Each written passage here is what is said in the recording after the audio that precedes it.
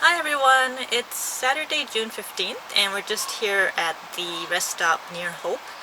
And we're going to be heading up to the Skagit Valley Provincial Park today. We're going to turn off Highway 1 to Silver Skagit Road, and apparently it's over 50 kilometers and most of it is unpaved. So we're going to see how our campervan does, and if it doesn't do well, we might turn around and go somewhere else. So anyway, hope you enjoyed the adventure with us.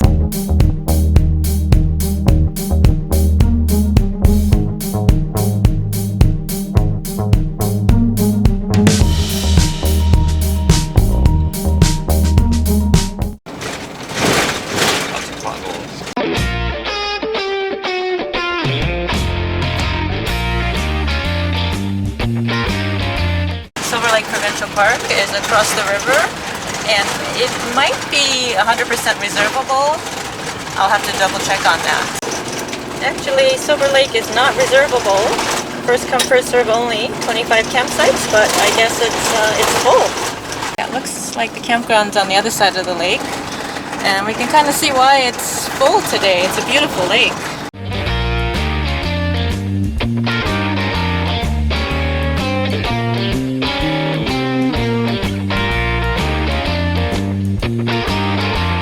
This road has a lot of potholes, and when you're in the shadows of the trees, sometimes you can't see how big they are.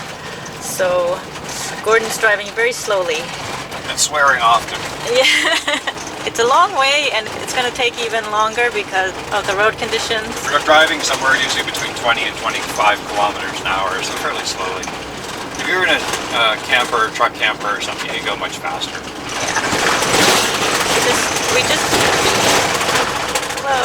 We just prefer that our rig isn't shaken up too much.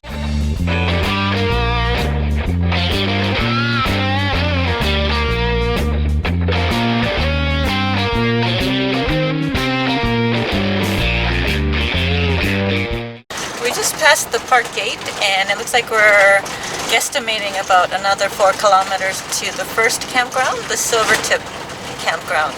Nerves are getting a little bit frayed because the driving is challenging. Gordon's back is getting sore. So hopefully we can get there fairly soon.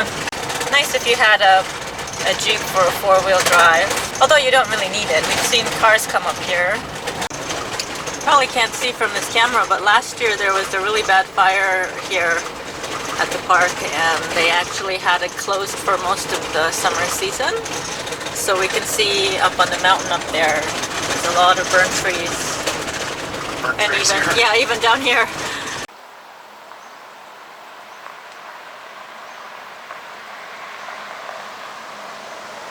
So you can see how the fire has moved through the forest here, and I think it's worse back where the Silvertip Campground, which is closed, would be. Right now I wish we'd actually had a truck with a camper on it. The road's quite fine. It's just in the van we have to drive quite slowly, and a lot of washboard. It's long road in. It's a beautiful area. Well, beautiful except for the part that had fire. Even then, that's just part of the cycle. The mosquitoes, on the other hand, seem to be welcoming us. I don't think they get too many people coming through here right now. I think I've lost about a pint of blood in the last 5 minutes. We were planning to stay at the Silvertip Campground. We found the gate closed. It was closed, I think, because of the fires last year. The sign said that Silver Lake was full. Lake and Silvertip were open. Yeah, so we just assumed it would be safe to go and stay there, but now we're going to have to go all the way to Ross Lake. I think the concern we have is that the water levels are apparently really low, and it's a reservoir, and the park page says that on the Canadian side, Ross Lake is dry. We're just wondering if there's any point in making the effort to go all the way over there just to see an empty lake bed. But we will just go and check it out and see what it's really like, and then so we'll know for future. And for you guys, if you want to head out here. If you want to bring your horse to camp, this is the spot. Skyline 2 Trail. We just passed the sign that said 60 kilometers an hour speed limit, and we're actually going 20. And it's slowing down at times. It's a slow crawl in our camper van. That's the Chittenden Bridge. Ooh, pretty.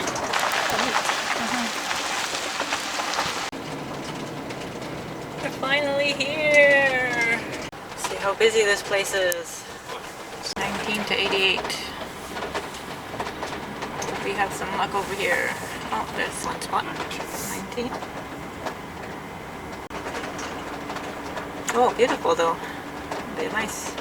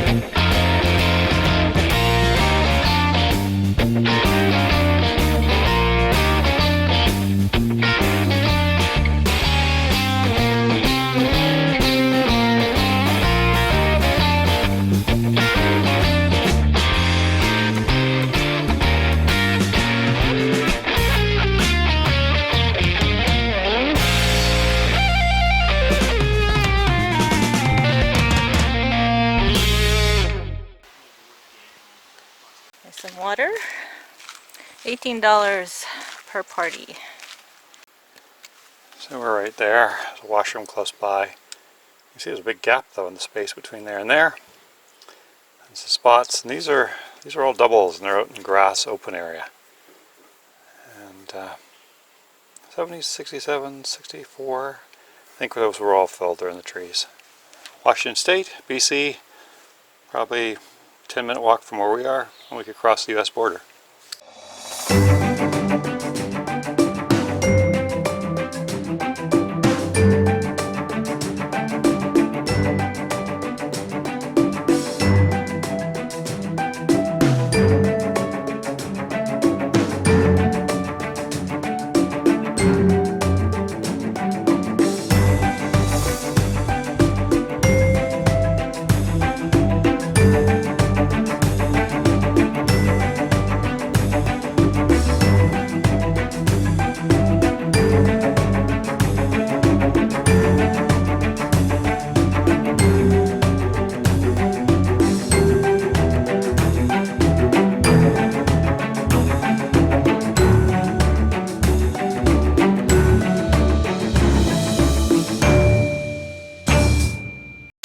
Beautiful scenery here. Reminds us of Strathcona Park actually on Vancouver Island. A little bit, yeah, similar. Just gorgeous. Some of the mountain peaks are just great. Still some snow, fantastic view. Yeah. Really nice. We're gonna head down to the main part of the lake. So these sites backing onto the scenic open area of the river are all reservable. This is the open area where the children's playground is. These are all double sites. Almost all the ones. Yeah. Look at those mountains, they're gorgeous.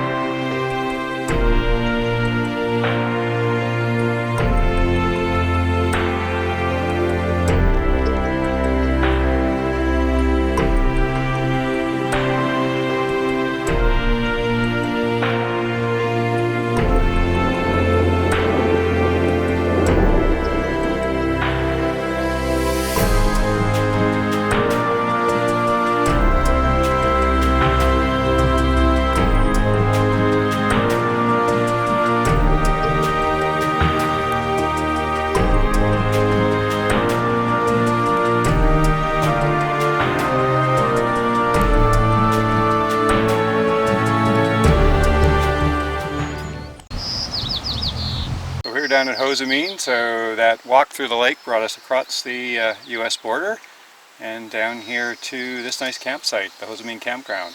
Some gorgeous spots if you are, there's a nice RV around, there's an RV around the corner. Still, you can see the water's so low. We bypassed the border checkpoint. Shh, don't tell anybody. I'm not sure that they actually mind since they don't actually mark where the border transition is. So Yeah. we're on just the road going back. We thought we'd walk this way and hopefully get to go past the border point. Well, what I heard was that there's just park rangers there. Pit toilet here on the US side, much nicer than the one on the Canadian side, so thumbs up. They're like little houses, They are. tiny homes. They're built very nicely. Oh no, we think this might be the border checkpoint because there's nobody here.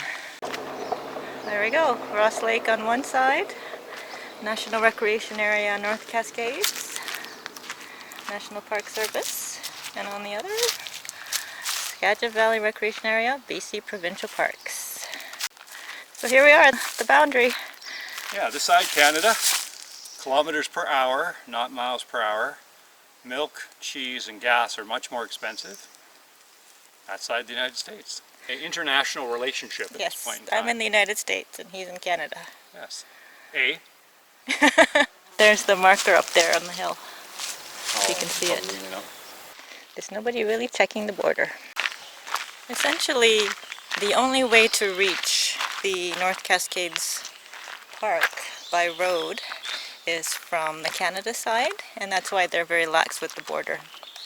I think you have to walk quite a few miles from a road on the Washington state side in order to access this park. So I think most of the people that use that campground over there are probably Canadians. Yeah, I don't think you drive all the So way thank around. you, U.S. National Park Come Service. up into this tip. If you Yeah, very nice that they actually have a U.S. campground connected right to the Canadian border. It's nice. Very nice of them. Thank you. we Canadians appreciate it very much.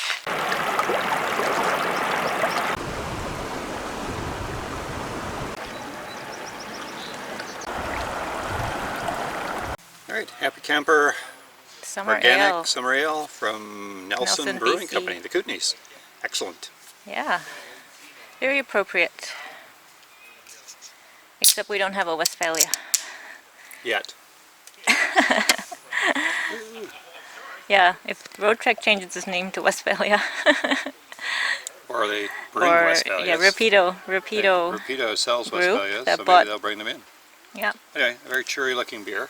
to happy campers everywhere. Yeah. Cheers. Nice place actually, we're happy Yeah. here.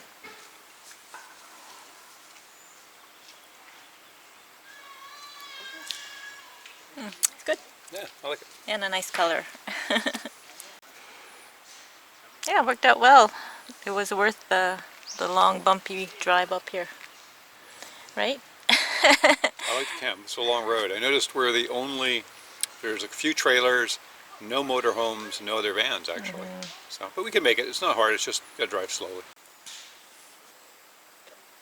Okay, so some of you seem interested in my cooking, which is very simple, but I got some fresh gnocchi from Whole Foods, and because one pot pasta cooking seems to be all the rage right now, so I actually just put, to save the water, I just put a little bit of water just sort of to cover up the gnocchi, and then I threw in all the vegetables, and it's broccolini, red peppers, tomato, and mushrooms, and red onions, and then I just cooked it for a long time until the water evaporated, and then I added some pasta sauce, prepared pasta sauce, and there you go. A little bit starchy, I think, but it's a nice simple way to make pasta.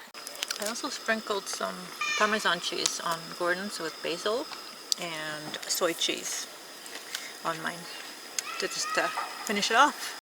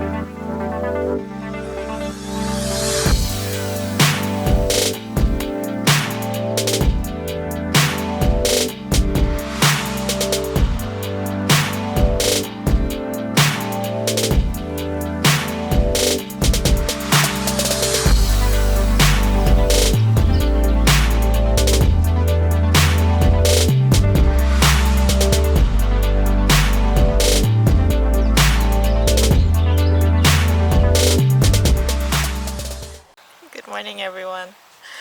I'm laughing because Gordon just fell over in his chair. We were just noting it's too bad the camera wasn't already running, but all that happened is I put the chair leg back and the ground was quite soft, and then I sat on it, and of course the chair leg went into the ground, and we're on a slight hill, so. Yeah, so he fell backwards and spilled his tea. So it's first thing in the morning. We're just had breakfast, and now we'll get ready to pack up and leave. We've really enjoyed it here. I'd like to come back another time, and there's so much hiking here. We just did an overnight, and there's some hiking from here into Manning Park. You've seen some of our hikes from that side before. This will be coming in from the other side, so just a gorgeous area. Yeah, it's nice, and we had a really good night's sleep. It was very quiet. We're just sitting over here and enjoying the view and having our morning coffee and tea, and it's just gorgeous. It's funny, we were just saying in the camera shot, you can see the U.S. border, so we're right on the border, and you saw yesterday you can literally hike through the dry lake bed and cross into the United States, and of course there's no crossing or anything, so that's kind of neat. And yeah. Last night I was out and scoped out where the river that's beside us goes, because I was debating on going for a paddle this morning, and the big issue was just making sure I didn't go too far, because the reservoir is not filled. The park person told us that they're not planning to fill the reservoir this year, so like literally the lake's probably 5 kilometers away, so I didn't want to get too far down the river and then have to walk not that I mind walking all the way back, I just didn't know what the terrain would be like. But weather's not that nice this morning. It's just getting sunny now. It was cloudy, so it'll have to be another trip. But it'd be a nice little paddle. I was just saying to Mickey, the paddle would probably be, if I just went down to just a little past the border, I'd probably be only in the water for about 15 minutes max, maybe 10. But it'd probably take me 45 minutes to get back here, just having to walk through all the lake bed and stuff, which is easy to do. It's just quite a bit of distance, but it'd be fun. Yeah, and another option for next time too is we could even go stay on the U.S. side and camp over there. And there's a lot of nice hiking trails in Washington State as well, part of the North Cascades National Park, I think. So yeah, a great place to stay for a longer period, longer than overnight, especially after having to drive over that gravelly road for such a long way. Yeah, it's about 50 kilometers, which is certainly doable, but vans rattle when they go over all those roads, so we go a lot more slowly than we would if we were in a car or a truck. Definitely want to come back here, and it's not that far from where we live, and we've never been here before, which is kind of surprising.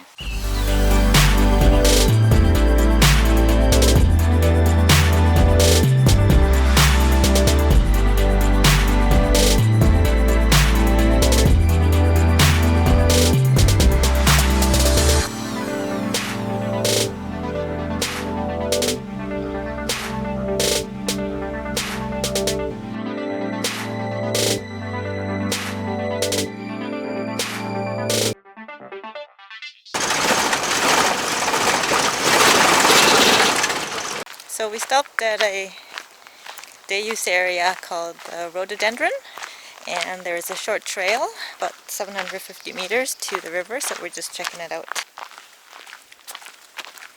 Some rhododendrons, but they're finished blooming already.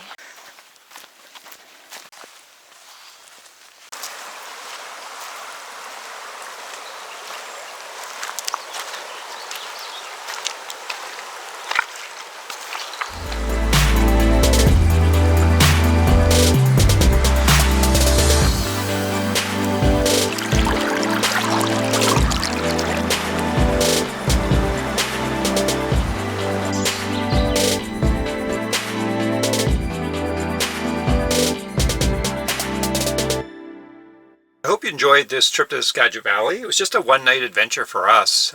We're definitely coming back. We were just talking about wanting to have maybe at least 3 days here because there's so much hiking. We can get up into the mountains around us. Just great, really nice, and lots of little small trails as well. So we're keen to come back. If you enjoyed this video, please give us a thumbs up. If you haven't done so already, please don't forget to subscribe, and we'll see you next time. See you next time.